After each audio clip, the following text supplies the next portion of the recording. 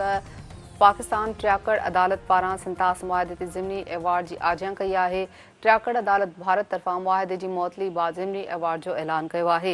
पढ़ी तर्जुमान जो चवणु आहे त ज़िमनी अवार्ड सिंतास मुआहदे ते पाकिस्तान जे मौक़िफ़ जी हिमायत आहे। तर्जुमान मूजिबि सिंतास मुआहदो ऑपरेशनल आहे। भारत हिक तरफ़े कार्रवाई नथो करे सघे। तर्जुमान जो चवणु आहे त भारत सिंतास मुआहदे बाबति पंहिंजूं ज़िम्मेवारियूं पूरियूं करे। आगाह कयूं पिया। ख़बर जे हवाले सां अॻे अपडेट कंदा हलूं। पाकिस्तान ट्रियाकड़ अदालत पारां सिंतास मुआहदे ते ज़िमनी अवार्ड जी आजियां कई आहे। ट्रियाकड़ अदालत भारत तरफ़ां मुआहदे जी मुअतली बाद ज़िमनी अवार्ड जो ऐलान कयो। पढ़ी तर्जुमान जो चवणु आहे त ज़िमनी अवार्ड सिंतास मुआहदे ते पाकिस्तान जे मौक़िफ़ जी हिमायत आहे। तर्जुमान मूजिबि सिंतास मुआहदो ऑपरेशनल आहे। भारत हिक तरफ़े कार्रवाई नथो करे सघे। तर्जुमान जो चवणो त भारत सिंतास मुआहदे बाबति पंहिंजूं ज़िम्मेवारियूं पूरियूं करे। अहम ख़बर अवां सां शेयर कयूं पिया। पाकिस्तान ट्रियाकड़ अदालत पारां सिंतास मुआहदे ते ज़िमनी अवार्ड जी आजियां कई आहे।